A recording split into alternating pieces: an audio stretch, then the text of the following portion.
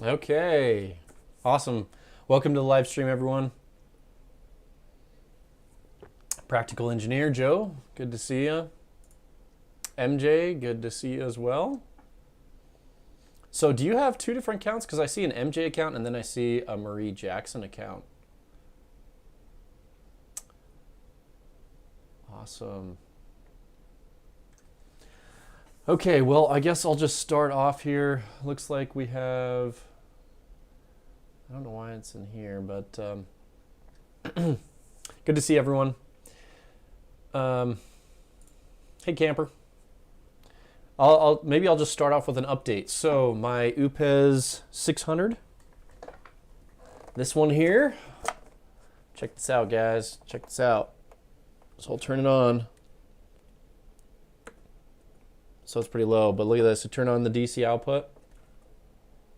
Yeah, it won't work. So my UPEZ 600 broke. DC output doesn't work. Everything else works. AC and turns on and everything. But guess what? Oh, they sent out a new one. So I actually just reached out through their customer support. I didn't even really talk about how I was a YouTuber or anything. And their customer support worked. So thumbs up to UPEZ customer support. Hey, William, good to see you. Hey, Prepping on the Creek. I've been watching a bunch of your videos today. I had checking out your transfer switch, your AC200P. Very sweet setup. Yep. Joe, I already know you renamed your name. Do you have any videos out on your channel yet? I haven't looked at your channel. Maybe I should. Should we look you up?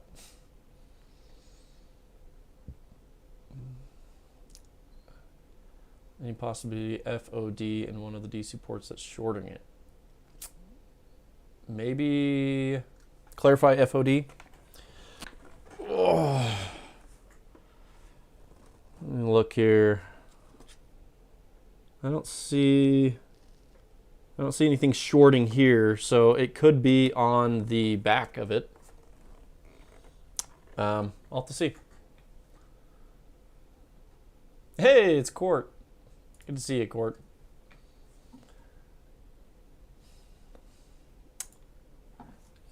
Oops. Yeah, I like to call it oops all the time. I think it's, I don't know. Some people kind of got mad at my review when I was like, the oops power station. So now I try to do a better job saying UPEZ or who knows what they actually call it. Thanks, MJ, for jumping in. A few older ones, but there's still some sort of relevance. I want to do a couple more, and I'm working on some ideas. Cool. Well, I'd love to check out your channel sometime. So let me know. Just let me know when you got a new video out, and I'll check it out. Puerto Rico. Welcome, Carlos. Kevin W. Welcome, welcome. So, I was gonna say by a raise of hands. Throw in the chat if you guys saw my transfer switch video today.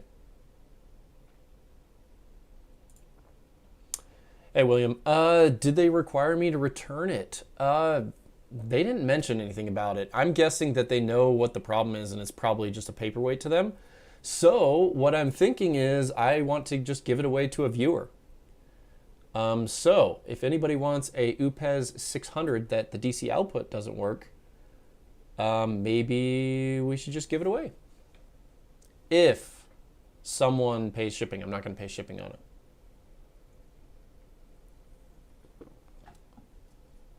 Okay. Let's see. Yeah, people are sensitive, no joke. One idea is now I'm using a smaller power station. Yeah, there are so many great video ideas. Boo? What? Is that a happy boo? Oh, unless you're talking about the UPEZ breaking. Yeah, but hey, they actually replaced it, which was great. So it just showed up at my door. You want to know another power station that showed up at my door? I didn't even know it was going to show up. Is the Alcatel C505, CN505. I didn't even ask to review that. In fact, I already reviewed it, but they just shipped it out. So I don't know what they expect me to do on that power station. Thanks for the transfer switch video. I had no idea you could switch individual circuits, and I thought it was a all grid or all Jenny. No, it's awesome. So you can have 10 circuits, you can have one circuit, excuse me, and there's multiple options. So let's go ahead and jump into that really quick. Let's look at the first option here. So if you're on a super low budget and you just have a small power station, this would be a great option. This is a Reliance Controls. So I really like Reliance Controls. They seem to be, you know, kind of the head of the game on this. So this transfer switch here is just designed for one circuit. So say you wanted to just run one fridge. Now I was kind of thinking, maybe you could just do 3 of these, like maybe 3 of them all next to each other, or I don't know how you do it, you know, you'd have to be creative. But you could basically have 3 medium to small power stations run smaller circuits. So this is a pretty good entry level. So this is 1. And then they have another step up that's just a little bit bigger. This one is the 4 circuit. So this is, now it's, I like how it says goal 0, okay? Goal 0 maybe just pays extra money to put their name on it. These are all the same. They're all the ProTrans 2, okay? Or ProTran 2. And this one allows you to have 4 circuits. Let's catch up on chat here. Let's jump back to the webcam. Okay, Kevin, yeah. Let me know if anybody is interested in, you know, trying that out themselves, get a transfer switch. Yeah, you should definitely see it, Joe. Sweet, KJ saw it. Yep, Prepping on the Creek. Yeah, he has a couple of those videos out already too. So if you guys haven't checked out Prepping on the Creek, he has a lot of really good videos about how he uses his transfer switch and how he uses his AC 200p. And he has a ton of solar. Pretty awesome. Awesome, you saw it, William. Yeah, sure. I mean, I thought about tearing it down. Maybe I'd do a video tearing it down. I'm not sure how terrible or how tear downable these power stations are. Some of them, like the Blue Eddy, are actually glued together. The EB55 and EB70 are completely glued together. So this one might be the same way. Any thoughts on the EcoFlow Delta Pro? Oh, dude, that power station's awesome. If you can afford the Delta Pro, then you can afford a lot of stuff. That thing's $3,600, but excellent, excellent power station. Missed the question. Oh, it's a Happy Boo. Oh, good to know, good to know.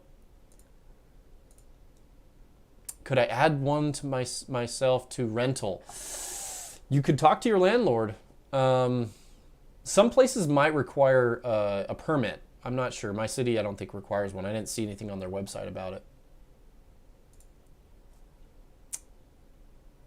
But yeah, talk to your landlord on this. You definitely want to talk to your landlord. Maybe they'd be down for it, you know? It's kind of up to if you have a strict landlord or not. You do have to kind of go into the electrical box and do some drilling, and unless your electrical box is literally just sitting there, it's pretty reversible. You could take it out pretty quick. Maybe no one would ever know. CN505. Yeah, I like the CN505. It's a good power station. KJ, I need to win a power station. Well, I know you were reaching out to me earlier about winning a power station. So maybe we just need to set you up with something. Good to see you, Joe. Me and Joe have been emailing back about 12-volt compressor fridges. Did you make a decision yet, Joe? I know there's so many, but just let me know if you made a decision or not. But you can't really go wrong with either of those options. Yeah, you don't want those clothes to get all musty smelling. Okay. When installing a transfer switch, did you have to get any permits? Yeah, I already kind of mentioned that a little bit.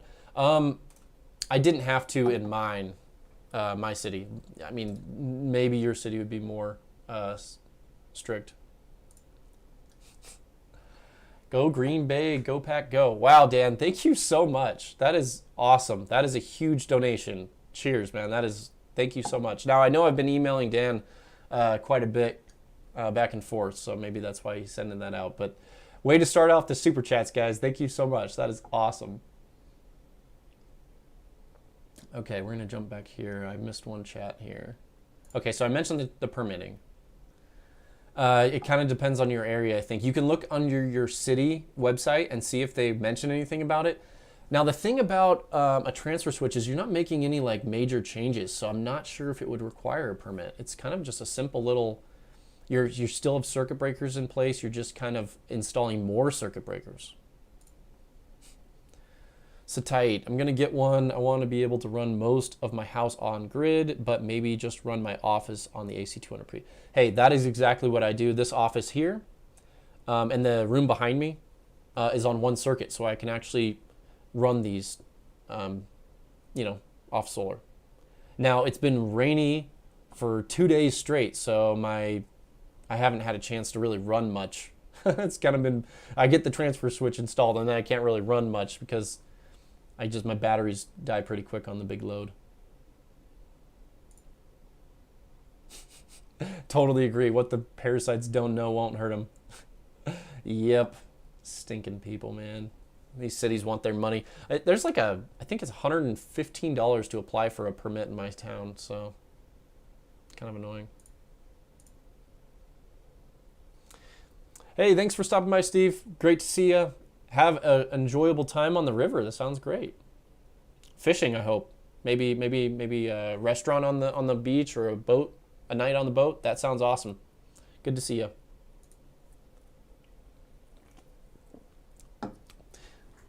LA Times. I think that's how you say that, right? LA Times.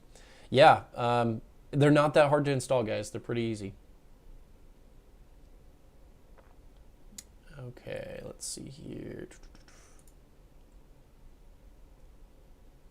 Out the door. Okay, everything requires a permit.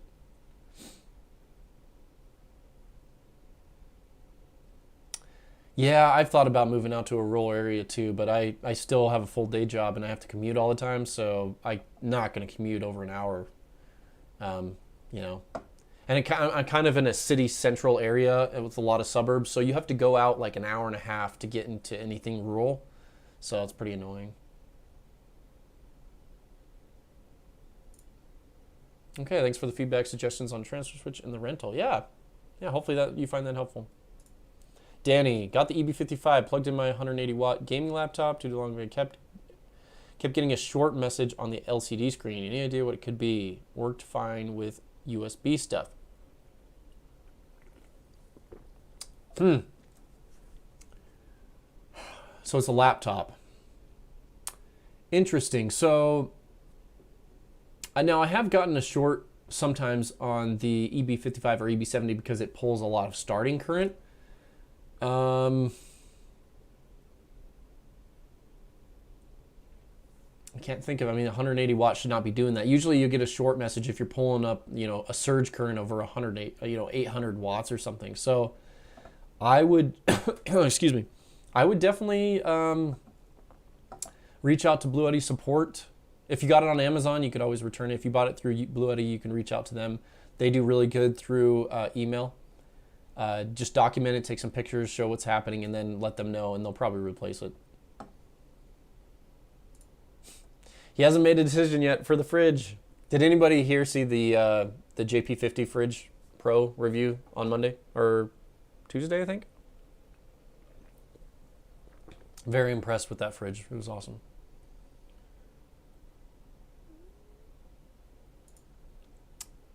That's the way it always goes when you have something new. Okay, let's see here. I'd like to run our apartment off a power station. Then we go to build our off-grid house. I can recharge cordless walkie power tools. Yes, power stations work excellent with battery-powered tools because the batteries don't take that much power to charge up.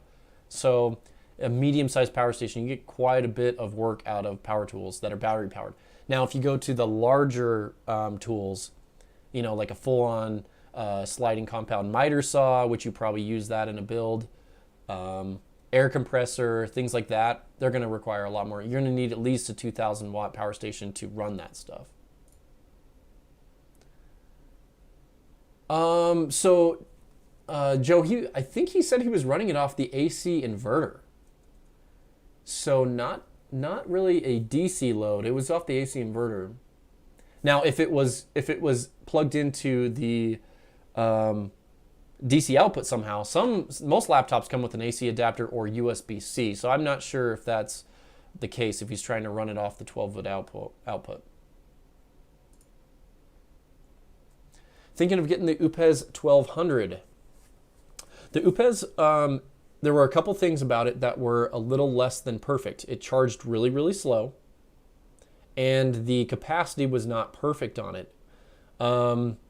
We got, I think, 75% of the rated capacity and 70% on both of the outputs. So not that great of capacity, but it's really cheap. And well, I think they raised the price on it now.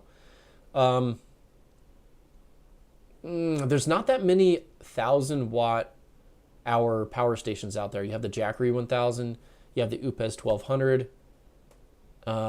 I really want Blue Yeti to come out with a 1,000-watt-hour power station. I really think they could benefit from that because they don't offer it right now.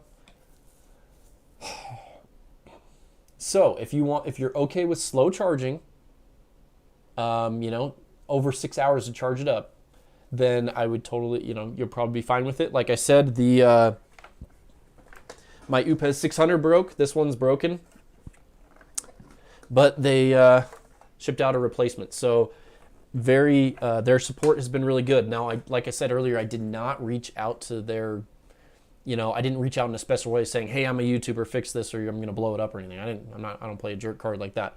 But they helped me, so maybe they'll help you the same way. Yep. Are you plugging into the carport AC? Good to know. We'll find out. No permit until your house burns down and the insurance company refuses to cover the damage because it's unpermitted. Yes. So my whole basement was basically finished by someone who moved into my house before me. It's not permitted. So yeah, I mean, you inherit homeowners' previous work, right? So there's a hard line to draw. Like, did you install it? Did the previous homeowner install it? Oh, that's tough, man. I totally understand the importance of having the permits and for insurance. Luckily, I feel pretty safe about my installation, and I'm familiar with that. So if anything, have an electrician install it if you're not comfortable. But there shouldn't be any fire risk, anything with this. Very high quality wires. Everything is within, conduit, everything like that.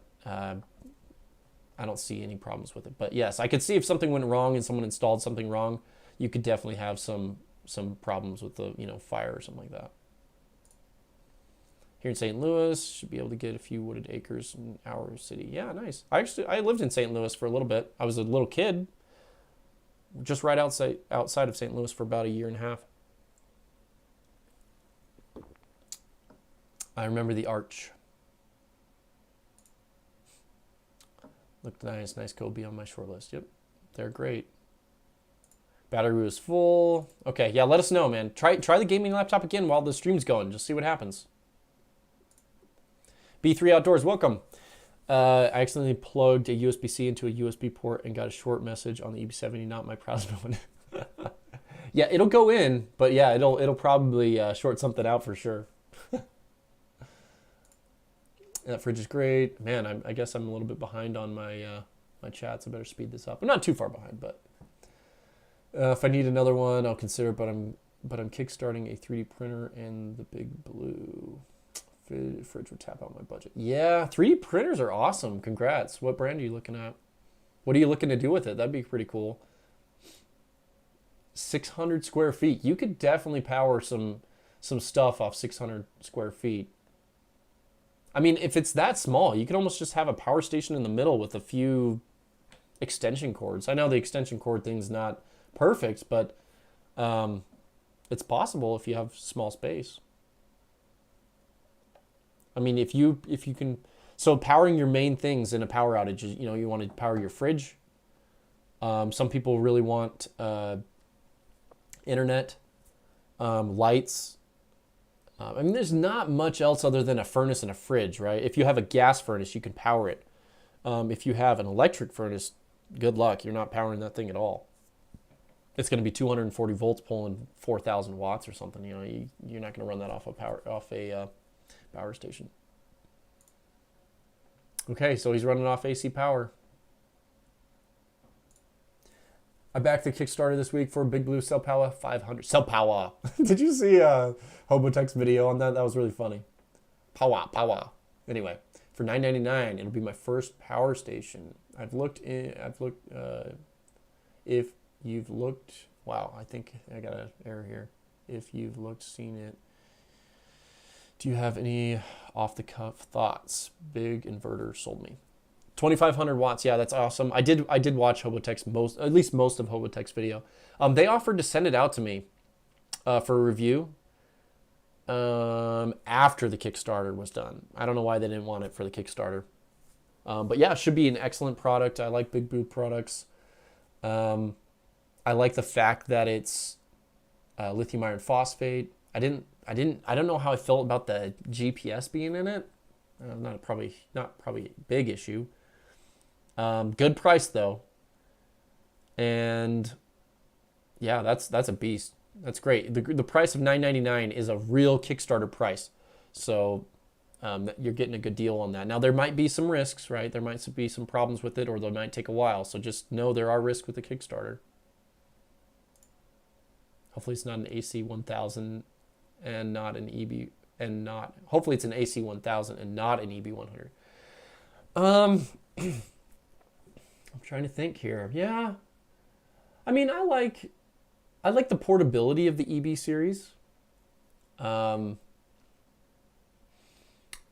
yeah, you get a little bit bigger inverters. I personally think it'll be an EB 100 because I think the AC 200 is kind of the smallest they're going to go with the AC series.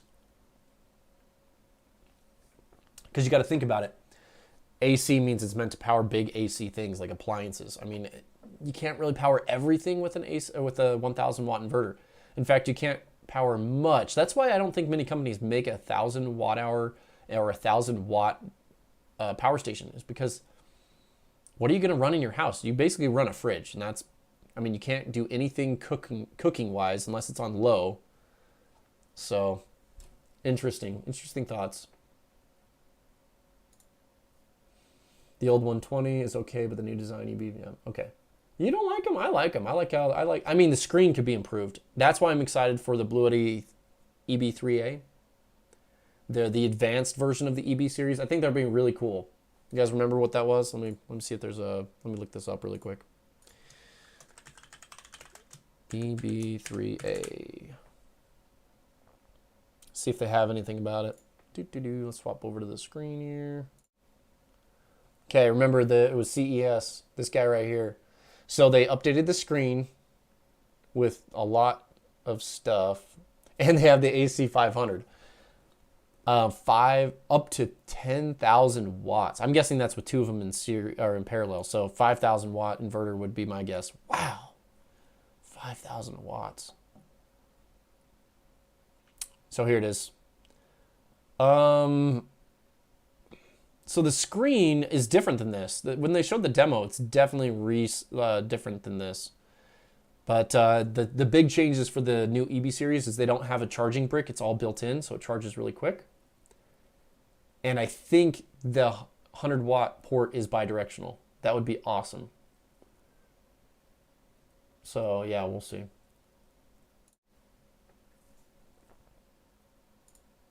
Rockpower recently released a lithium iron phosphate power station. What's the name on that? I think I saw one.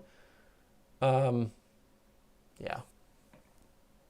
Yeah, yeah, I agree. Just don't mess up electrical and you'll be fine. Your house won't catch on fire. I bet within 5 years, everyone will be running portable power stations and people will be hanging solar panels out. Yeah.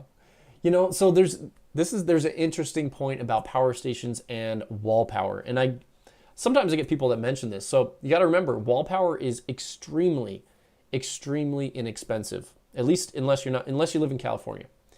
I pay 11 cents to 14 cents, depending on the tier that I get. In the summer, I'll go up into the 14 cents area. But you'll pay 11 cents per 1,000 watt hours that you use. 11 cents. And then you got to remember, a power station is up, $500 to $2,000. So how many kilowatts, or how many kilowatts are you going to have to use before you get your return on investment? So power stations are great for power outages. They're great for camping and powering things portable and for emergencies. But if you're going into purchasing a power station to save money, it's not to save money, not at all. Now, you can use a power station to be prepared, right? So you want to be prepared in case the power goes out. That's great. And then you can use your power station to start returning some of that cost by running things on it. So you can drop your electricity bill down a little bit. But it'll take, if you bought a EB500 or EB55 and you wanted to earn your money back on that $500, or I guess it's around $400, on that $400 power station, it's going to take years to get that money back if you're looking just to save money on solar. Just wanted to bring that up so everyone's aware. I don't ever want people to think that them buying a power station is all about saving money on solar, because your wall power is going to be less expensive. If you were looking to run something during an emergency, the power goes out and you want to have things to run, or if you're going camping, or if you're building an off-grid house like what you're mentioning, having that portable power is excellent, but it's just not a way to save money. Did I get a chance? No, it actually came today. So it turns on. I'm guessing it's going to work. My other one worked for a while. I think something shorted out. I'm going to have to find out. I'm going to look inside. Yeah, Anchor has never reached out to me. I've thought about buying that. I can't remember. Is the 757 is the 500 watt hour, right? Or is it the 1000? I can't remember. I did see it though. I saw that and I was like, ooh, that looks cool. Ooh, 1200 watt hours. Let's see if the screen looks like anything we recognize. You always wonder about these companies, these big companies, who they work with, if they're doing it all themselves or they're kind of just paying someone to put their brand on it, right? Let's see, closer screen. Man, they don't have any close-up pictures of it. 1229 watt hours, 80% would be under 1,000, right? Recharge is pretty quick, that's decent. 300 watts is really good for a 1,000 watt hour power station. But it's a 1,500 watt inverter, so that's nice. They're overpowering it. Cool. Charges at 1,000 watts. That's awesome. Yeah, that looks cool. I'm glad that some bigger companies are getting in on this. It just means that you're more likely to, if you have an issue, you'll. It's always good when a big company has the support system, right? You have a lot of these small companies that don't have a support system, or their phone is going to be off the hook the whole time. I have a dozen 3D printers already, but Anchor is making one that's interesting. I want more. I want one more machine I can tinker so I can't break it. Awesome. Have you thought about doing, maybe you're already doing this, but I've heard that printing 3D objects, for people is a good way to make money. So having make your machines work for you to make money on the side, that'd be great. B3 Outdoors. I just ran the Set Power RV45D on the EB70 and the past few days camping. Awesome. Where'd you go? That's awesome. Still early season. If you're somewhere, at least in most of the United States, it's not quite summer yet. So I'm guessing you got quite a bit of runtime because it wasn't hot. But glad to hear it's working flawlessly. Man bun. Yeah, that was an awesome video. Referring to Hobotech's 2-minute video about man bun reviews. Enjoying your videos all week. Thank you for the great. Yeah, no problem, Drunken Stacker. 21 went up 13%. The next year it's going up another 3%. Oh man, I'm sorry that your electrical companies are charging more money. I back the Big Blue for the UPS. I really want a big battery with UPS. I hope they all come out with UPS going forward. Yeah, so it looks like a lot of the inverters that they're using function both ways, and that's how the UPS is able to work on these power stations. If the inverter supports this pass-through charging feature. So I don't know all the science behind it. I probably should look into it. But yeah, that's pretty cool. Both the C-Techie, the Alcatel, the Big Blue, they're all 3 power stations that are somewhat entry level and don't cost an arm and leg. And they have very nice UPS modes on them. Yeah, electric cost, yeah, for sure. Do I have a favorite 500 watt hour-ish power station? Now, there's a lot of really good ones out there. I've kind of focused on, you know, budget options. So a lot of them aren't perfect in certain ways. Like the Big Blue, the AC inverter shuts off, but it puts out really good power. Favorite. I will tell you, if anybody comes to me in my family that asks for a recommendation, I always just tell them the EB55 because it charges fast. It has the 800 watt inverter. And, well, 700 to 800, you know, it's basically the same thing. The EB70 goes to 800 watts, so when they upgraded it, was basically the same thing. Yeah, I like the dual power input. I like the USB-C. It doesn't have bidirectional USB-C, and the screen is lacking, but you get used to it. It's a great power station for the price, and it goes on sale. Remember, recently it went on for $399. That was an amazing sale on that EB55. Now, sometimes there's, someone has noticed this, but the EB55, I've noticed this. You're charging it, and you're getting really good solar input, 160 watts, you know, max is 160 watts.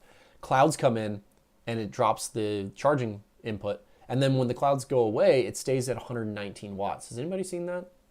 I think it's a weird bug with the EB55. I've been testing mine more lately, and I saw that. And then I heard somebody else mention it. I thought that, but what for the AC50 has been abandoned. Yeah, the AC50 guys. That was, I guess it's an AC series. Yeah, you're right. Interesting. Didn't think about the AC50. Good point. 500 watt hot plate. No, that's great. That's a very good example of a heating device that'll run on a small power station. So yeah, as long as you have kind of a good, decent inverter, you can do a hot plate or a bottle warmer. I'm also excited for the EBA series.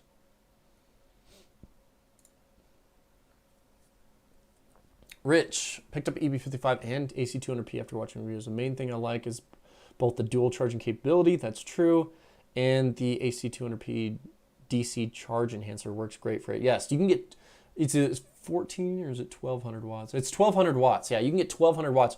Prepping on the Creek, he talks about his charge enhancer all the time in his videos. Excellent way to get more solar input on the Blue Eddy larger power stations. It basically takes your solar input and converts it over to 58 volts, which takes, you know, goes right into the AC adapter. So it's basically a DC to DC converter or inverter, depending on what voltage you have coming in on either DC to DC charging or with solar panels. So yeah, great point. And have you got a chance to use them, Rich? I'd love to hear your experience with them. Have you boxed them and unboxed them and gone through and tried powering some things? Have power's ever gone out for you? Rockpal 600. Hey, Mark. Great to see you. Thanks for joining the stream. Houston, Texas. Hope you guys get to avoid hurricanes this year. When does hurricane season start, by the way?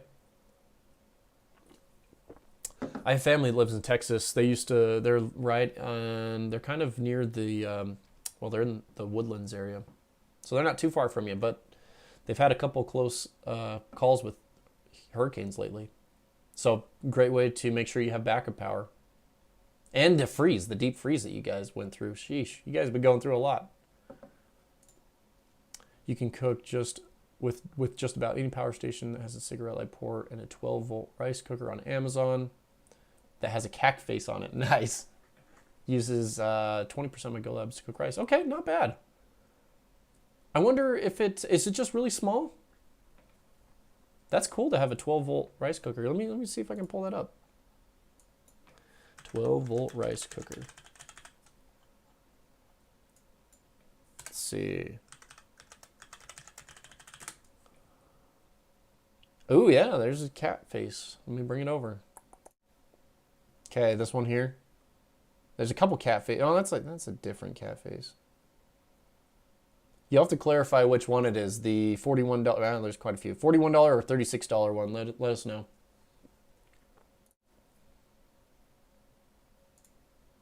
Yeah, power's been cheap, but in 5 to 10 years, it could be interesting. You're true. Yeah, with inflation and things like that, especially with the renewable goals, raising utility capital expenditures.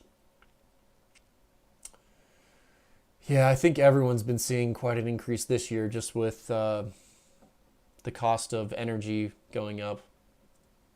What's funny is they don't count when they do the inflation numbers, they don't count food and energy costs into that. So it's pretty rough when they say you only get like 8% inflation, but with food and energy, it's like 20% inflation. By the time you break even in costs, the batteries in the power station, lithium iron phosphate, you get quite a few. Remember, you get 2,000 cycles to 80% capacity, and then you'll still have 80% capacity. Now, will something else break? Yeah, you might have something break on the power station for sure. Yeah, they do make a lot of power batteries. So yeah, I hope it would be made by them. You're right.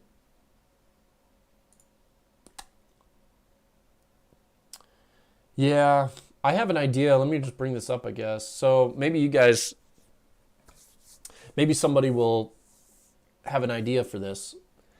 So I'm looking at a way to expand a power station capacity, but I'm running into an issue. I easily can discharge the standalone battery into the power station. That's easy. And I've thought about doing, 12 to 24 volt converter, 12 to 36 volt converter, so that you can get more watts into your power station, right? Because you want to get past the amperage input limit on the charging. So I think taking a standalone lithium iron phosphate battery is just fine. Having a voltage converter on there to boost up the voltage, and you're good to go. However, charging that external battery after it's empty is the only problem. So I'd love to hear what some of your guys' thoughts are. I want to put a video together for it, but I just can't find an excellent way to charge up an external battery like automatically. I mean, sure, you can put a battery charger on it and run it off the AC inverter of that particular power station when solar's coming in, but I haven't found a decent way, and there's not many ways on YouTube other than Jehu Garcia that makes videos about these crazy third-party batteries hooking it up, but he still doesn't have a perfect way to charge it up. It's a great way to discharge it, but not to charge it up. So let me know what you guys think about that.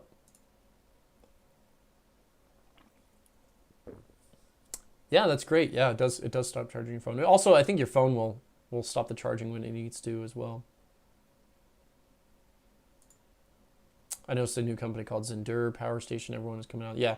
So it's definitely kind of a boom right now. There were a few companies that kind of started it, and then now you're getting all the Chinese clones. So yeah, we're getting a lot. The problem is with the cloned power stations is they don't do quite as good job as getting the bugs out. So if you see a power station that's super cheap, it's going to have some bugs in it. Something's going to happen weird. Yeah, so you just got to be careful with the smaller companies. Hey, Jason. Faraday cage. Yeah, I've thought about it. I don't really think about EMPs, so I've heard some people think about it a lot more than I do. So, I mean, what about a DIY Faraday cage? I've heard the Faraday cages are super expensive. Can you come up with your own DIY one that'll work? I'd like to hear your thoughts on a DIY setup. I have not looked into buying one. Bill, welcome. The price of all my Blue Eddy stuff, $4,000. Look at my wife's face. Look on my wife's face, priceless. Hey, she will appreciate it if the power's out and you are still able to keep your food from spoiling and run a few appliances. Being prepared and having power in an emergency or the power outages is priceless, especially if it's for a long duration of time and you have solar panels. So there is a cost to being prepared, and that's the problem is, you kind of have to balance it. Do you go in over your head and spend $20K on stuff, or do you maybe spend $3,000 to $4,000 getting a good setup? It's a hard question. How much do you want to pay to be prepared? because things are uncertain, especially with the way things are going. After hurricanes, here gas and batteries are sometimes impossible to get. That is so true. Thanks for bringing that up and everything. Yep. So good points. Have you looked into getting a transfer switch? You could probably run stuff on a transfer switch. EB55 for the 500 watt hour-ish. Yeah, so true. Do you think Blue Yeti will come with another upgrade to the AC200P Max, 200 Max? I don't know. I think the 200 series is kind of, unless maybe they'll change out. Now the 200 Max is pretty dang awesome. Expandability, the Bluetooth app, and the 30 amp output. Even though it's not quite 30 amps. It has a 30 amp receptacle, but I think it's, excuse me, I think it's 18 amps. But yes, I totally agree that they're heading in the right direction. Now, some people complain that Blue Yeti puts out products too frequently. You know, a company changing and upgrading is a good thing, even though you do feel pretty bad. You spend, you know, $2,000 on a power station, and then 6 months to a year later, there's another version out. Just thinking. Sorry, guys. Just thinking. Based on marketing images, the CTEC, Alcatel, Big Blue have the same exact bidirectional inverter. Yeah, I've seen that. Yeah, they're very all similar. I do feel the CTEC and the Big Blue are just, they look a little better. Like maybe the external appearance, they put a little bit more money into the design. The Alcatel's a little bit more simple. Yeah.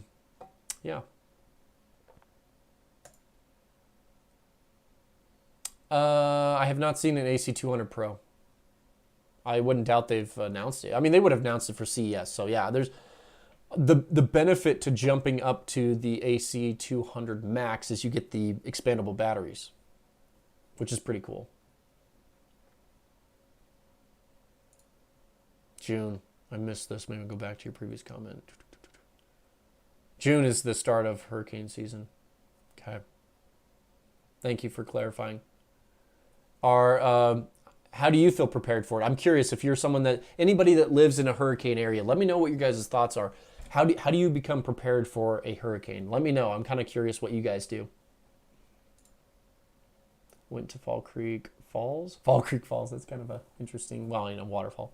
A couple hours east of Franklin. Hey, Franklin, Tennessee. I used to live in Franklin. I had to stealth camp, going in the woods.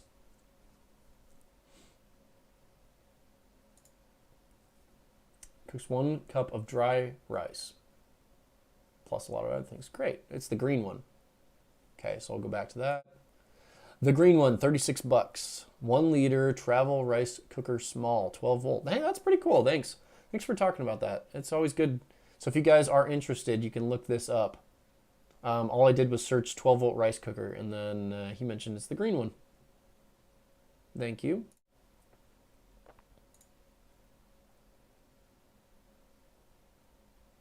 Oh, dude, I just watched his, did you guys see Steve's roundabout video? Man, I love watching his stealth camping. Those are the best. Yep, that would be awesome. You can get a lot of neat 12 volt cookers and accessories at truck stops. See, maybe that's where I need to go to get more 12 volt accessories, because everyone always asks about, you know, hey, I want to see more videos about 12 volt accessories. Well, I've kind of done all the basics.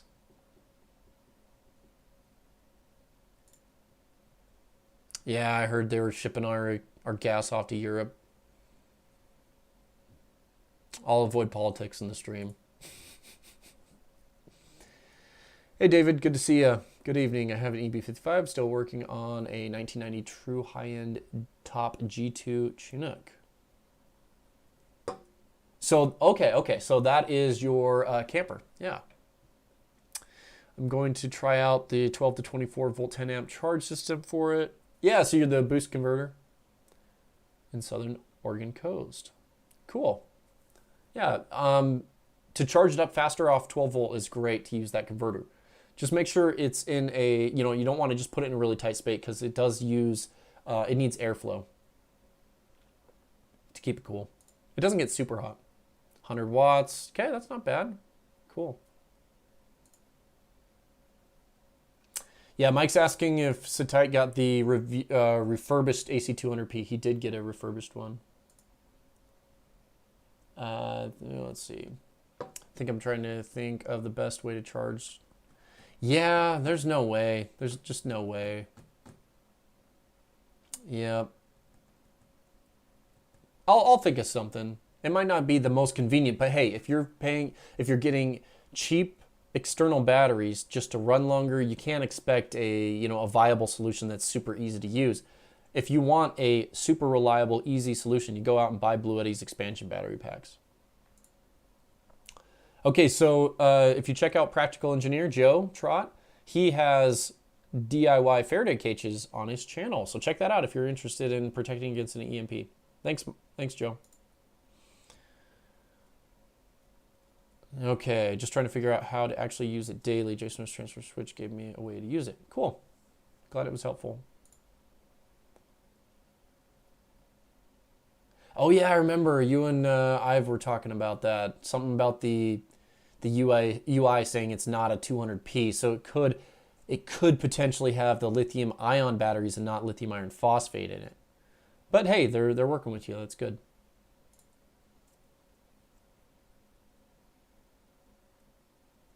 Okay, cool, Danny. Let's see this.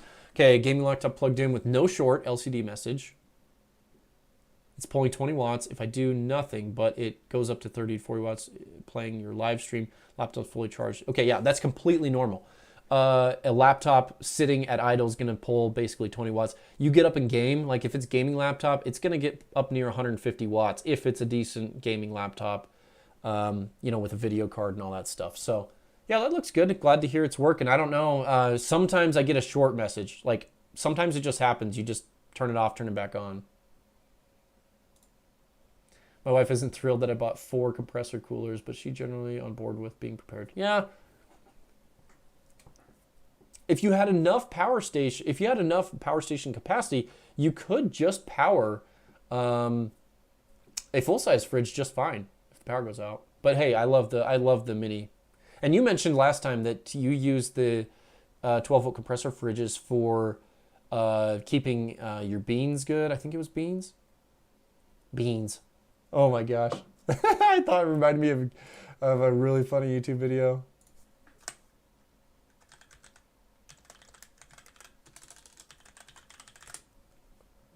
This video right here, oh my goodness, this is so funny. If you guys haven't seen filling my PC with beans and hiring a repairman to fix it, hilarious. In the video, the repair guy is, "This is beans." Anyway, I just had to say that because it reminded me. Oh, super funny video. Someone told me that EFM won't hurt things like a cell phone or things that are on small footprint towers. Power companies, yes. Vehicles, not really. Still need gas out of the tanks. Yeah, okay. I don't know much about EMPs, stuff like that. Also noticed portable power stations with GPS and SOA measure. Okay, yeah, that was pretty cool. I liked that. I don't know how usable it would be, but it is pretty cool. I'm going to fly through these guys. I'm just catching up, okay? I heard I've mentioned that. Mine shows 200p in the firmware. My AC200p also says 200p in the firmware. 1728 watt hours. That's pretty decent. Yeah, that's really good. I'm glad you got such a good amount. I think I got 1780 out of mine on a 0.2C rate discharge. So that's really good. I've been very happy with my AC200p. The only thing that I would like more of that AC200p is more capacity. Like, I wish it was expandable like the AC200 Max. And that's the main benefit to the Max, is you can expand it. Blue Eddy versus Apple iPhones. Okay, I bought 5 230 power stations. Yeah.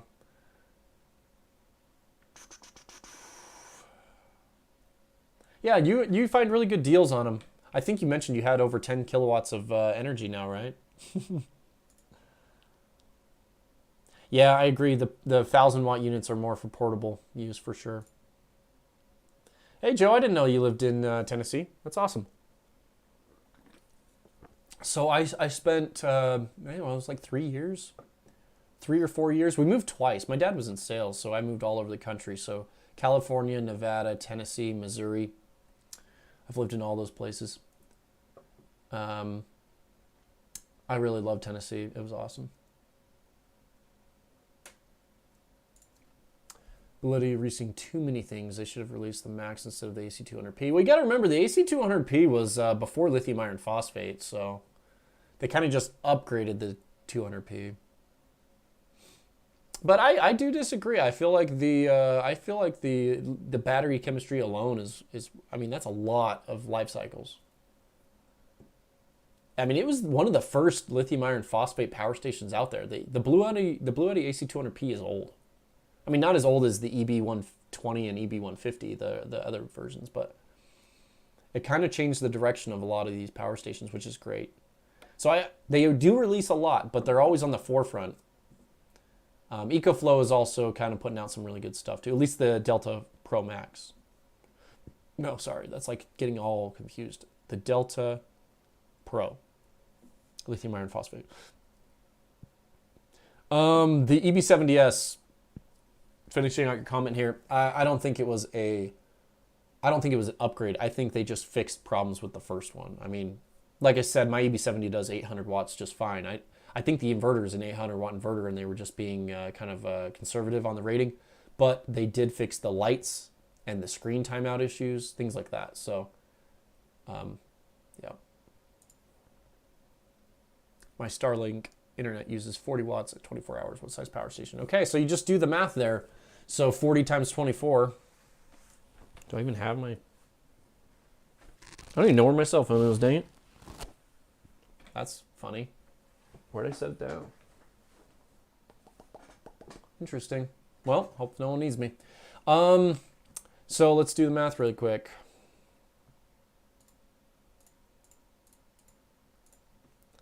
So that'll use around 960. I should have just, yeah, I could have done that math. 4 times 24 out of 0. And sorry, guys. 960 watt hours. So that's how much it'll use during a day.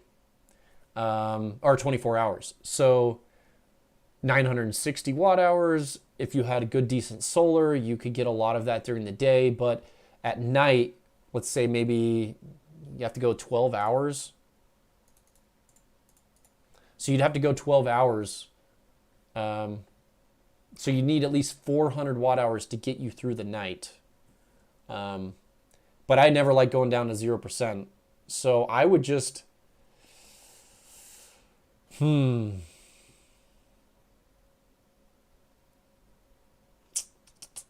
You'd probably be safe with like the EB70 or the Bibeam 614, or which is the FF Power and Alcatel CN505.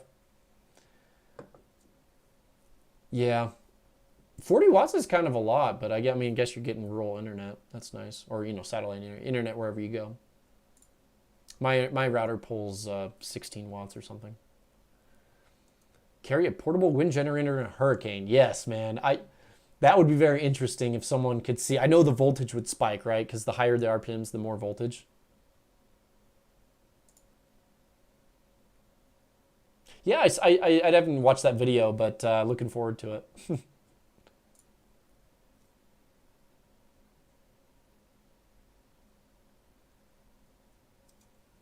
Okay, so you can save money. So Philip, I just want to clarify. You can definitely save money after you've bought it, but how much money is the AC200 Max and the 5 200-watt panels going to cost you? So you look at that initial cost and you say, how long will it take me to get that back if I was to power appliances throughout the day? Now, if you're purchasing the AC200 Max and the transfer switch and the solar panels, just your main purchase is because of you want to have backup power if the power goes out. Excellent way to do it. That's your main focus. Then you can use it as a secondary way to earn back some of that money by lowering your power bill. But I was just saying, don't go out to buy a power station to save money because you're spending a ton of money and you're only making pennies back. I was doing the math. So 66 cents a day is if I ran around 400 to 600 watts of stuff, so 2 refrigerators all day, every day, I'm going to save 66 cents a day, or around a little over, $20. I think it was over $20 to $30 a month on my electric bill. That does add up over time. So we got 2 direct hits by hurricanes in 2020. Bought a small 2-stroke gas generator, tiny soft start Frigidaire. Yep. Yeah, the tailgater. Yep, I've seen those.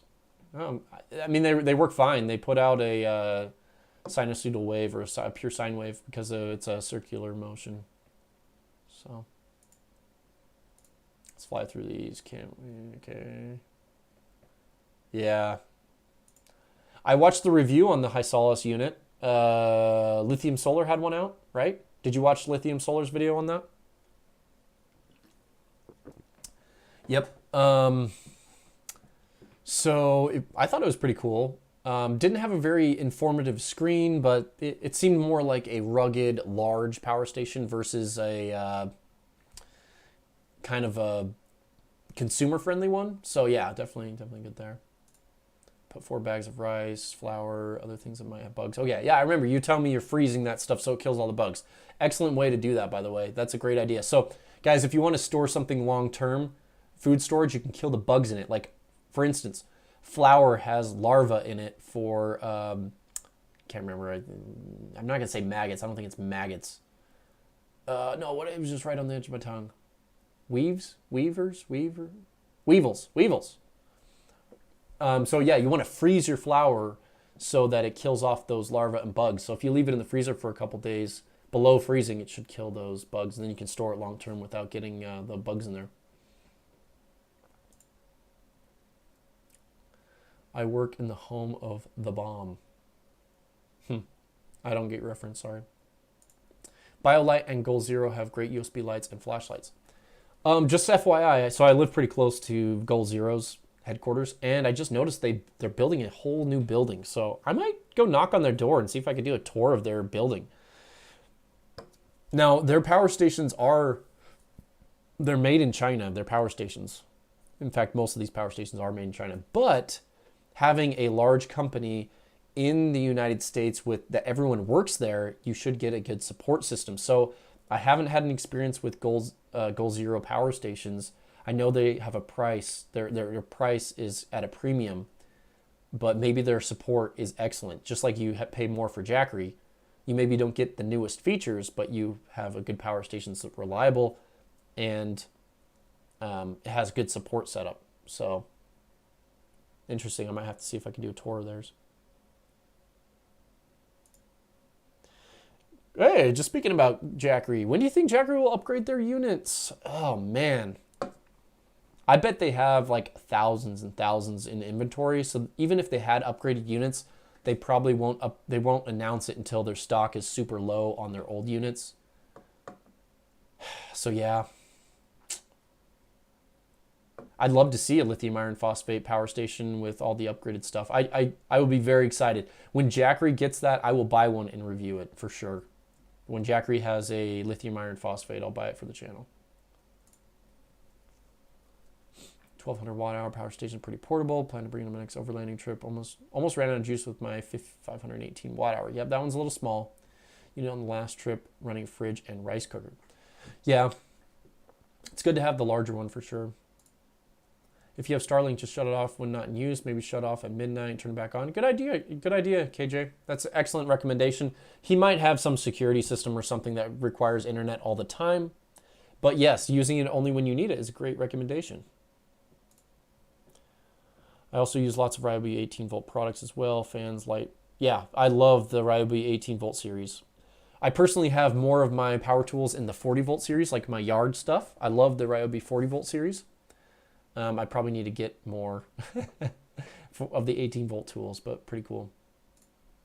Does Blue Eddy have UPS function yet? They do not. They do a lot of things, but I didn't know they had anything.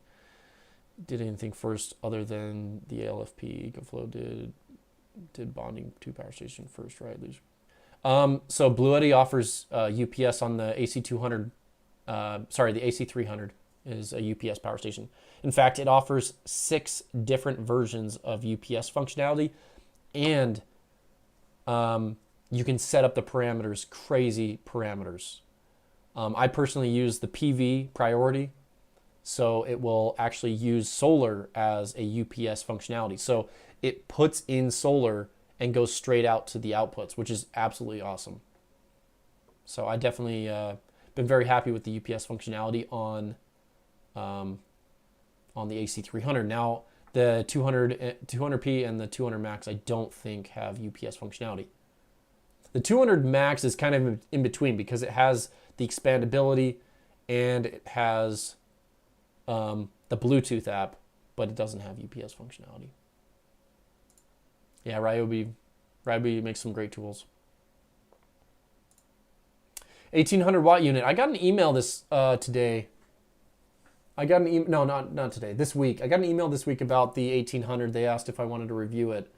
I told them I had a lot of backlog right now, so I can definitely check it out in the future. They said they'd probably send it out. The only thing that I didn't like about the UPS power stations is they just don't get full capacity. So I was noticing around 70%. I mean, it's all in my spreadsheet if you check that out, but both of them kind of scored low on the capacity. So I think they overrate their batteries just a little bit. But $2,200. The other thing that really bugs me about UPS power stations is the name. Most power stations they'll name their power station after the watt hours and the capacity. UPS names it after the inverter, which is stupid because the UPS 1800 is a 1500 watt hour power station with a 1800 watt inverter. So it's misleading. They're kind of tricking people to think that they're higher or better. So it's basically in the same category as a Jackery 1500. In fact, the Jackery 1500 has an 1800 watt inverter. It just has 1500 watt hours of capacity, but it's not called a Jackery 1800. Anyway, I'm sure it'll work great. The good thing about the UPS is it does charge a bit faster than the 1200 unit. So I wouldn't accepted to review it if it's going to charge slow. So I think it does charge quite a bit faster. Yeah, I think B3 you were mentioning in your EB70s earlier. A twin of EB70s would be great for overlanding. The bomb was built in Oak Ridge, Tennessee. Yeah, I was the kid when I lived there, so yeah, not sure about the bomb. Yeah, Lion Energy. They actually just came out with some power stations. I was looking at them. They also have a premium on cost, kind of expensive. I was really tempted to reach out to them to see if they'd be interested in maybe doing some sort of tour or something. But yeah, I don't have any personal experience with Lion Energy, but they do seem to make great products. They have a good warranty on them. I think they kind of put themselves on the same level as Battleborn. Their prices are pretty similar to Battleborn prices.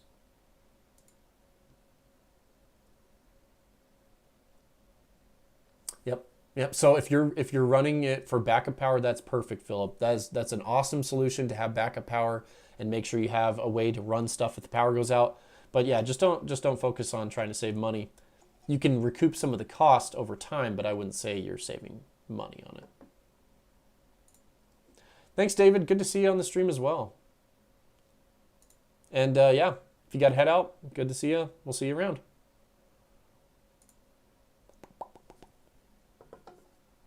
Okay. Ton of 18 volt tools and batteries, 40 volt stuff also. Cool. You have both their ecosystems. Nice. I thought about looking at those inverters. I wonder how efficient they are.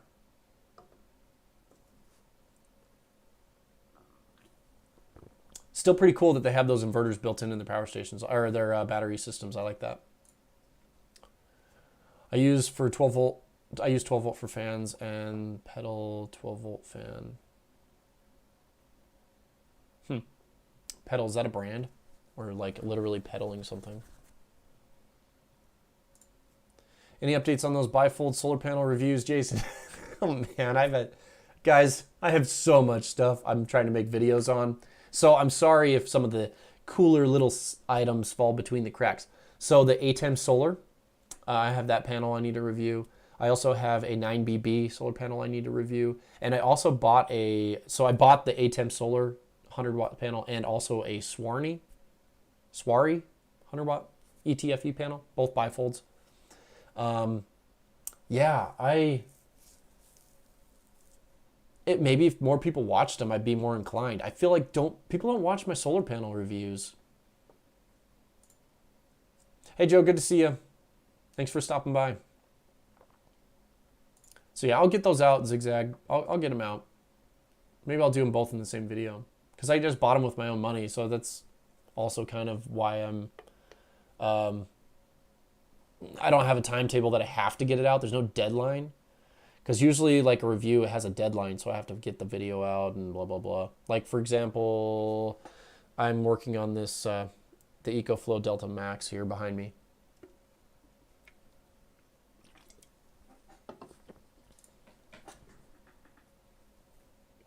Yep, I agree. They're doing the same thing where they go off of the inverter instead of the watt-hour capacity. Totally agree. Ribey converters are modified. Ooh, I didn't know that. Good to know. Good to know. Thank you for letting us know they're modified.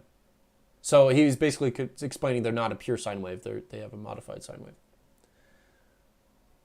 Okay, so let's give an update. I don't have any more comments in here, so I've caught up with the comments. Let's give an update on the Energizer. So the Energizer PPS 2000W, is like a Max Oak or EB something lookalike.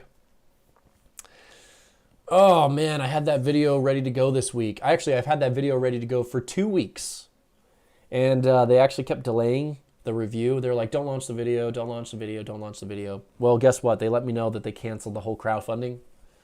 So I'm super bothered because I made this entire video and I'm going to have to completely remake it. Super annoying. Spend like 40 hours on a review process of these power stations because it takes so much time to test. So maybe I can take a few of the tests out and do it, but unfortunately, it's not going to be on a Kickstarter. Well, actually, I wouldn't say it's unfortunate because I actually don't like power stations that launch on Kickstarters. I'd rather get a product that's just launched for production. So anyway, the Energizer PPS 2000, super awesome product. Everything's pretty good on it. I haven't really seen any issues, but it's not going to be out for a while.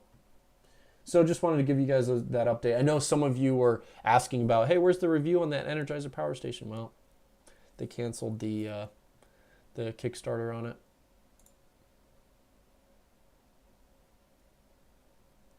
Yeah, I think Blue Eddy's kind of changed their way with that. The other thing that's interesting is the AC200P. It definitely has more than, I'd say it has like 2100 watt hours really, but then you get less with efficiency losses. But they just rated at 2000 watts. Perfect. The 40 volt, the inverter isn't bad. USB-C, great stuff. Oh, cool. Sweet, you got it too. 1.7, 1.7. Let's see what you said earlier. Oh, 1.7 kilowatt hour, or yeah, kilowatts. Yep. Not a problem. I understood what you meant. I use an old Mac Juice to recharge my power station. You can buy them cheap. Old Mac Juice. It's a Mac Juice. Is that some sort of power?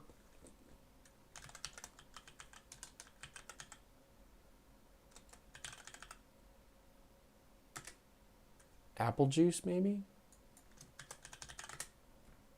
Nah. I'd love to see what you're talking about here. I couldn't find anything about it. Just bought a Massimo 300 watt portable solar panel from Costco. Nice. That's a really good price at that, by the way, because it's way under $2 a watt. Need a power station up the watt. Yeah, that's very, very good on that. It's awesome. Okay, so someone says this is a pure sine, so that would be great to know. Does it have any fans in it? I mean, it's so small. It said it has overheating issues. Usually with an inverter, you always want to push about 50% of the rated capacity or rated output power before, if you want to do continuous. Inverters usually, they're not meant to run at full blown capacity power all the time. Tesla needs to design a portable power station. Yeah, and charge an arm and a leg for it. Yeah. That'd be cool. They're going LFP, so it would be lithium iron phosphate for sure. Yeah. Did you add a fan to yours, James? I'm curious what you did. Did you mod yours, or are you mentioning you want to mod it? Reezy outdooring and RVing. Hey, it sounds like you have a YouTube channel. Hey, Jason, thanks for your great reviews. Because of your buy beam, I purchased the one. I love it. Perfect for my needs. Keep up the great reviews. Yeah, the buy beam came in at excellent pricing.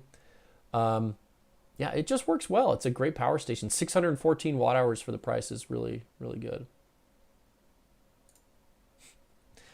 You have so many gens. Are you having a drawing for a giveaway? So what I'm trying to do is I want to do a larger comparison video before I start giving them away. So eventually, when I have a good amount that I feel is good for a large comparison video, I'll do a really good comparison video. And then maybe I'll start giving some away.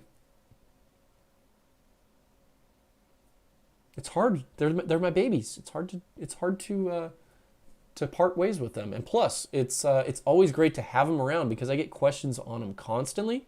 And if I don't have them around, then it's really hard for me to answer questions. So there's a benefit to me keeping these power stations, and there's also taking up all the storage space. I have like a second bedroom full of stuff, guys. I have a whole bedroom full of stuff. It's horrible.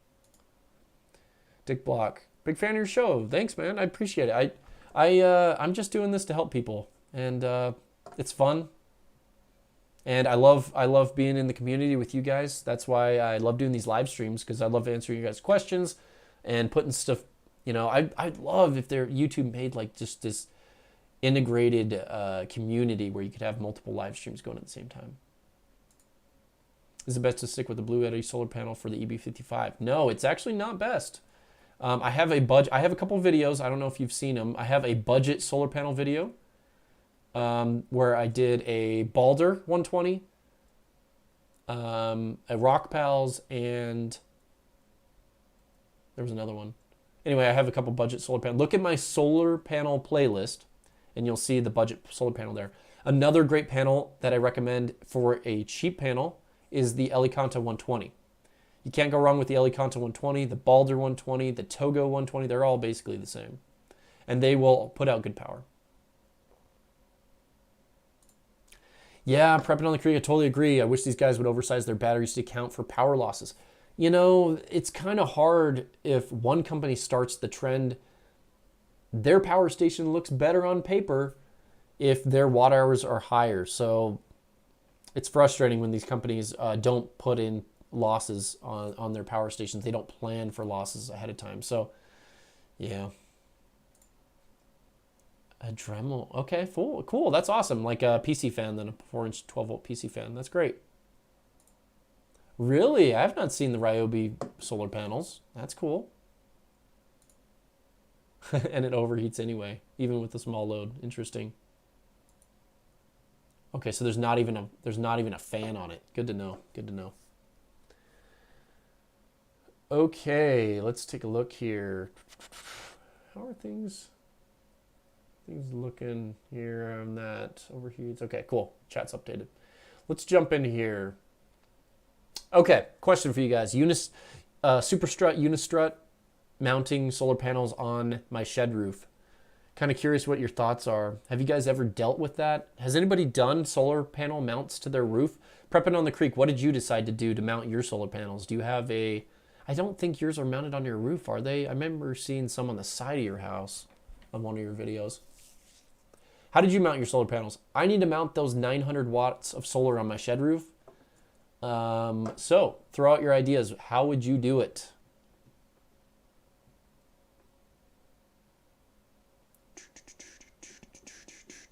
Oh, great. I think my chat's slowed down. Okay. Santan Solar has good cheap Santan Solar has good cheap solar panels. Some are $40 to $50 used solar panels, around $230. Wow. That's really cheap. Santan Solar. Remember that. KJ, I really appreciate you taking the time to create content on solar.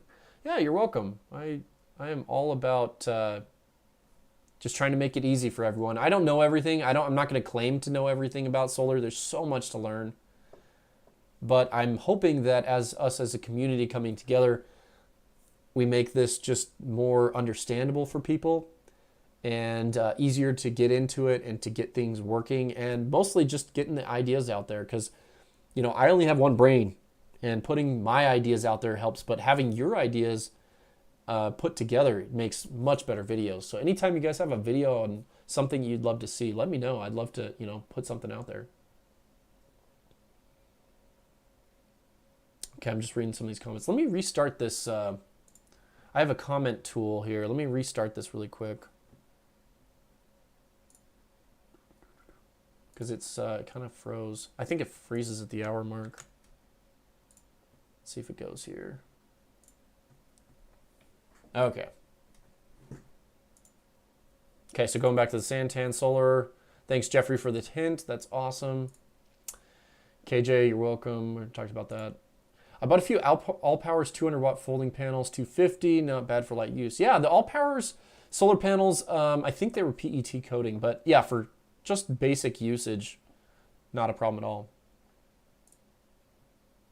I guess bolt them on. Yeah, so the only problem I have with the solar panels is drilling into my roof. Oh, I hate that. And you got to find the rafter studs, and you got to hit it, or you're going to have a hole in your roof. I mean, there's some tricks and stuff, but if I had enough property, I would totally do a ground mount solar system, but I just don't have property. I don't have enough property where I'm at to do a ground mount system. I would prefer that, because then you can clean them off super easy, and they're plenty sturdy. When I'm finished, I'll show you my Heart Tools 6 amp hour quality 3 Chinese 36 volt inverter that outputs 300 watts, sustained peak 600. Nice. Be able to get 40 volt 6 amp hour batteries, super cheap, so just wanted to use them. Cool. That's cool. I have solar panels on a cargo trailer with a metal roof, so I've not tried mounting on a house roof. Now, what racking system did you use on that, Jeff? Just curious. Did you use Unistrut or Superstrut, or I mean, a solar with a trailer? Do you kind of just bolt through and put a nut on the other side and tighten it down, right?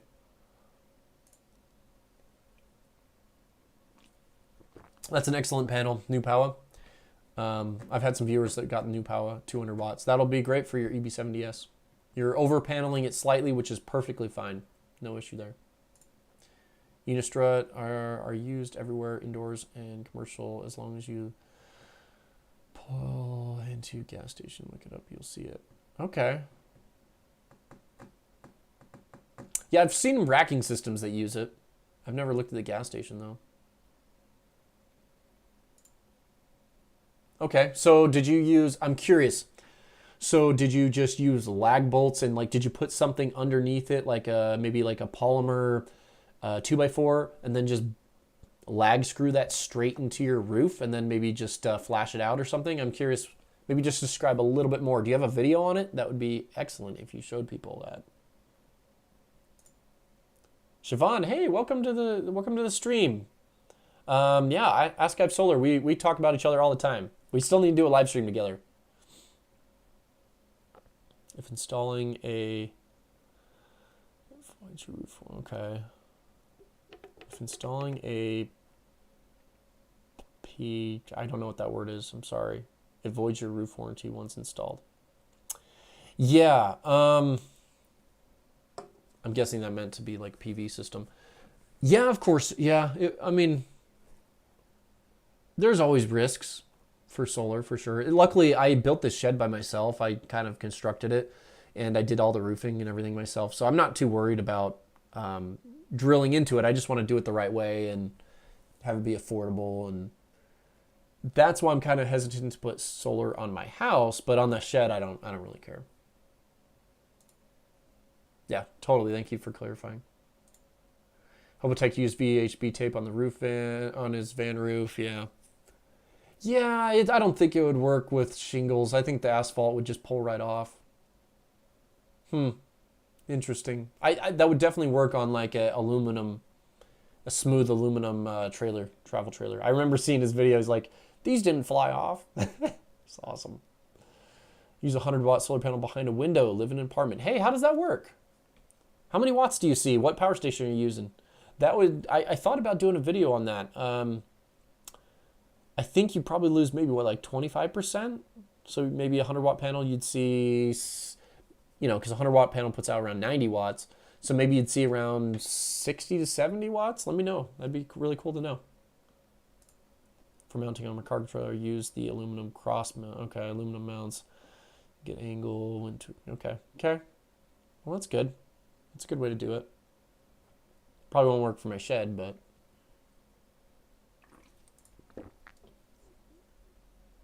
Yeah, I guess I could replace the shingles.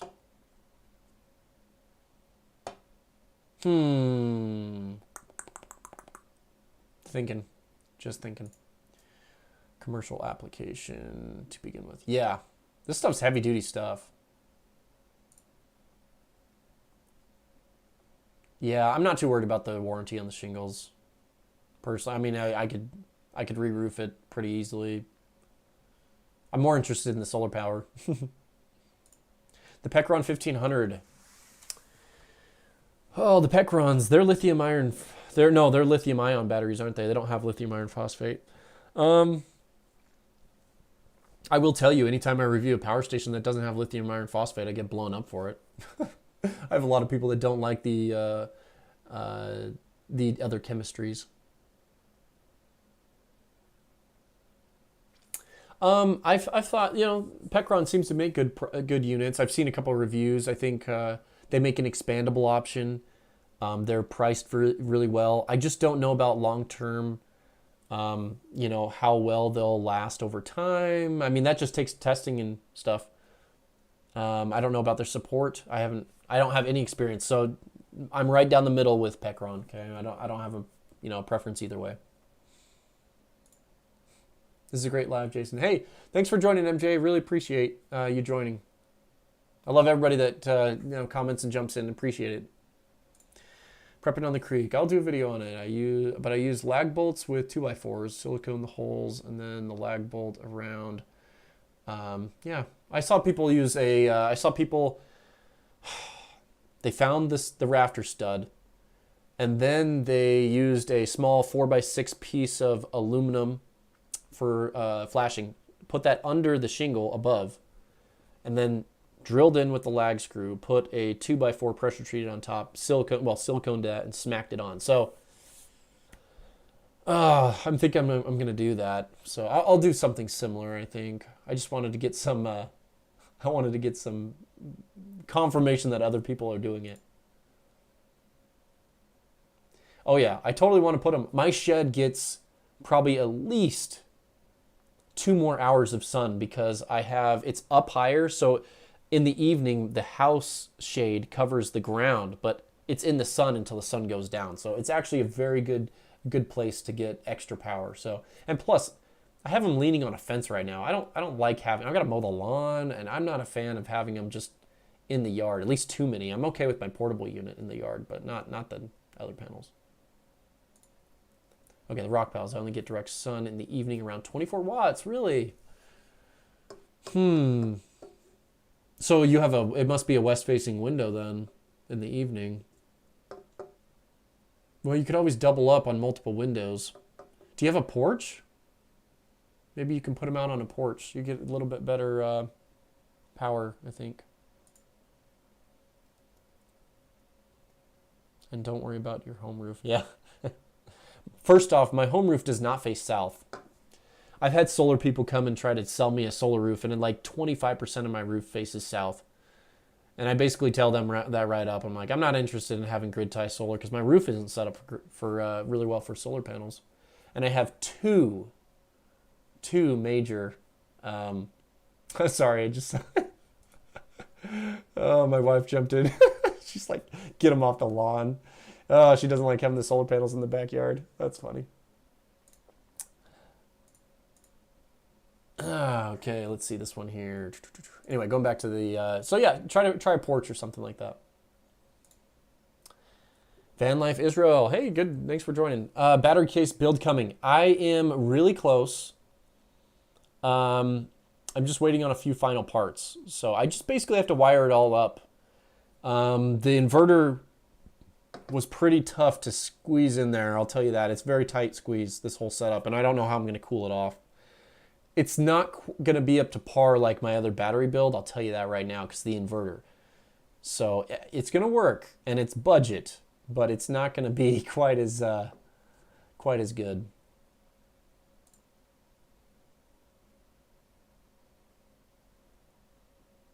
Yeah. The downside to attaching on both sides is the second half of my roof faces north. So yeah, that would be, I wouldn't get any power on those. And we get one heck of a windstorm every now and then, so I don't know. They definitely need to be attached. We get crazy cold fronts that come through our area, and when the wind blows, it really just blasts it off. I mean, check out McMaster car aluminum T-slot framing, much less weight, far more flexible when compared to Unistrut. Very easy to mount PV panels. Yeah, I looked into extruded aluminum.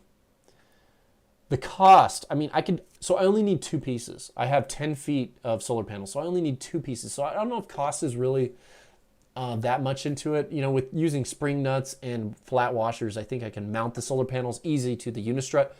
I'm mostly worried about getting the Unistrut to my rafters. That's the main thing. So I did look into the aluminum. It was just too expensive. I'm looking for super budget here. I should also clarify it's my porch roof. Hey, that's great. So I'll tell you one thing, guys. I've been thinking about this. So you know how I'm putting solar on my shed roof? I'm thinking about adding a lean-to in the front that's all solar panels. So what I'm thinking is I'll have a solar panel set up on the roof itself. And then I was thinking just a full lean-to that's just 100% solar panel. So maybe that'd be another way to get my panels off the ground and on a lean-to that I just build on the front of my solar panel, or on the front of my shed. So interesting. Yeah, they're a fun project. I haven't. I did test the capacity. The ampere time did pull 100% capacity. I got 50 amp hours out of it, so that's great. So definitely a good battery there.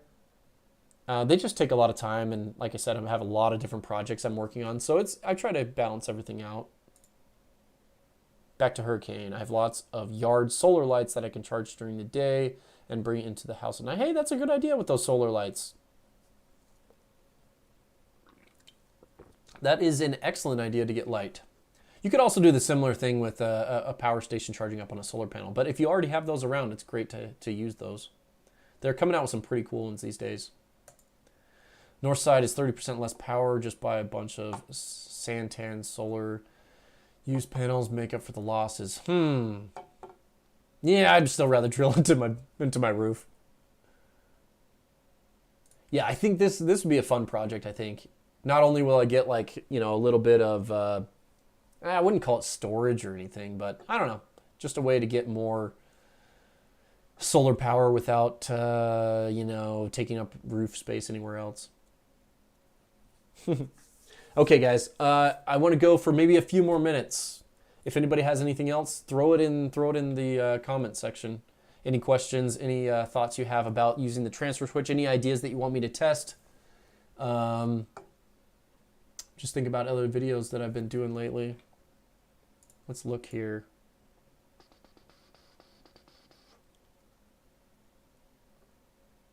Ba-ba-bum. Yeah, I've gone through everything that I wanted to talk on my list.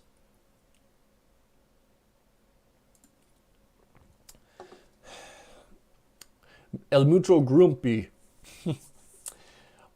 What do you think would be the best way to get the power throughout your house if you don't use a transfer switch? Just extension cords, pretty much. I'm trying to think if there's anything else. Yeah, other than moving the power station around. Ask Ive Solar, he has power stations all over his house, so you can kind of see what his setup is. You can tell he has a lot of wires and stuff. He said he didn't mind the wires though. So I would definitely think that a transfer switch, I mean, they're pretty inexpensive and you can install it yourself. So it took me like 2 hours to install mine, so it wasn't even that bad.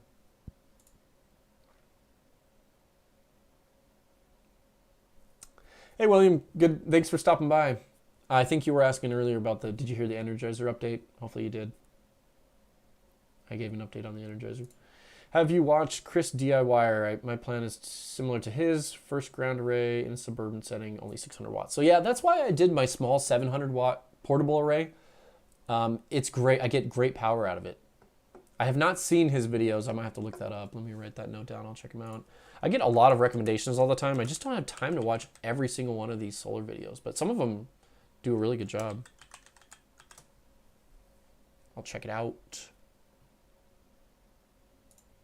I plan to run others along the fence lines on the top of a deck pergola, have a series of small arrays, and stay off my roof. Okay, cool. I currently do that with 2. I will tell you, it's super annoying when you go to mow the grass. If you get Flex Seal and place it between and under the shingles, they claim it's good bond to build a boat. Yeah, I've seen some Flex Seal commercials, yeah. What's that guy's name? That actor that always does those infomercials? He's a hoot. Hopefully my wife finds these ground arrays artistic. Yeah, that's... my wife's done really good. She's put up with it. Yeah.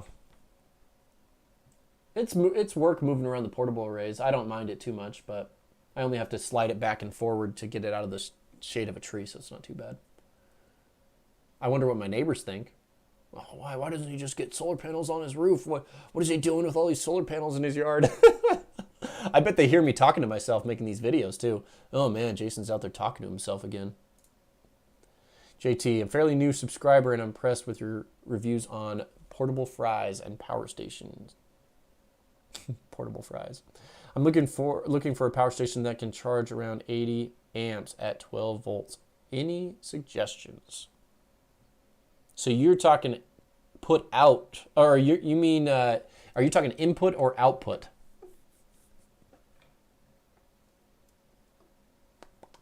I'll come back to that, JT, if you want to clarify that. Can the transfer switch be used as a UPS? So most transfer switches are manual. I think they do have a few automatic ones. Personally, I'm not using mine as a UPS because I'm using mine during the day. I'm using it to reduce my solar or reduce my power to the grid. So I use it to save money throughout the day. But it's a manual UPS. You go in and flip it over to generator. But you can look into it. I think they do have some automatic ones. I didn't want an automatic one. I just wanted a manual one. But so far it's been really cool. Like I just go over and flip a switch to whatever I want to power. So thanks for your info on the EB55. It's my first buy into solar. Yeah, EB55 is great. Yeah, I know you meant power stations, but I was just meaning the charge at around 80 amps at 12 volts. That is a ton of power. Let me see here.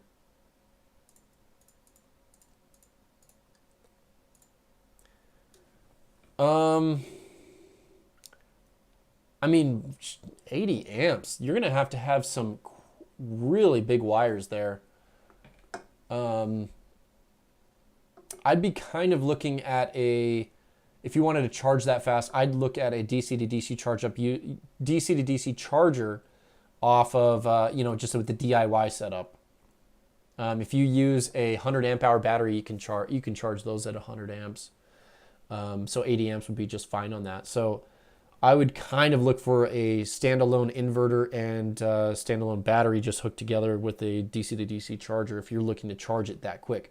Now there are power stations that will charge pretty fast, but it's off AC power or off solar, not DC to DC charging. They're not going to put 2 gauge wires in these power stations to allow it to charge at that high of an amperage rating. Usually you have a low amperage rating and a high voltage to get that much power. Just so it's not 12 volts. It'll be like 150 volts at 12 amps. Like the Blue Yeti AC200P charges at 150 volts max at 12 amps off solar. Yeah, I thought about it. We get super hot temperatures here in the summer, like 105, 103. Very, very, we're high desert, so the sun is very close. You get really burned easily. I have made a cover for them, but I did not think about solar panels. That might be an interesting idea. Laying them flat though, if they're flat, you lose about 30%. I guess in the dead of summer, right around June or so, June, August time, laying flat is not that far off. But in the winter and the fall, laying flat, you don't get much power. You don't get much power at all. Winter, fall, and spring on solar panels. Nice Tech Tips has a video of boat using automatic transfer switch. You just set the power station part of the power. Okay. Interesting. When was that video put out? I follow Linus Tech Tips, but I didn't see that. Yeah, no problem. Sweet, guys. Awesome. I really enjoyed this live stream. If you guys have anything that you'd want to talk about in these live streams, just send me an email. jasonoidllc@gmail.com. Give me some ideas. I'd love to go with your stuff, your ideas, and just kind of collaborate. Thank you so much for Prepping on the Creek. Enjoyed you, joining the stream. I'll be looking for that video, so make sure you put that out, the solar panel video. Okay, I'll just answer this last question here. What are your thoughts on solar blankets? I haven't tried them, but they seem to be good for the summertime. Yeah, you mean like the huge fold-out blah, blah, blah, blah, solar panels? Yeah, yeah, they're not too bad. I had a chance to review one, but I don't think many people are into those. I guess if you could just droop the whole thing over your car, maybe it would give your car shade and charge. I mean, that would be a benefit to it, right? I haven't tested one personally, so I'm not sure. 8 months ago. Yeah, okay, I'll have to check it out. Anyway, guys, thank you so much. This has been very fun. I just love doing the live streams. Stay tuned. I have some really cool projects coming out. Like I said, this power station behind me, the EcoFlow Delta Max. Very impressed with the power output. It charges super fast. Has an app. Really, really cool features on it. So should have that review out soon. And yeah, I'm going to go ahead and end the stream. We'll see you guys